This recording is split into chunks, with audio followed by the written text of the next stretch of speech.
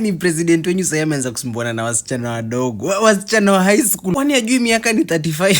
Sasa ametulia tu State House ako. Alo, kwa ile list ya chapati 1 million ya wanafunzi, ulikuwa umeweka Butere Girls? Watoe kwa list. Wanafanya nini kwa hiyo list watoe? Ati wanataka kuweko wanaeko nini? Wanyime chapati. Hakuna chapati watapata. Chapati zikianza kupeanwa, Butere Girls wasipate chapati. Kwanza hao wasichana wa kuigiza hakuna chapati watapata. In fact nikikata hii simu naongea na watu wa Ministry of Education. Karatasi zao za KCSE zitamakiwa hapa State House. Tuone kama watapita. Na wakitaka kuweko tena watupie tiaga.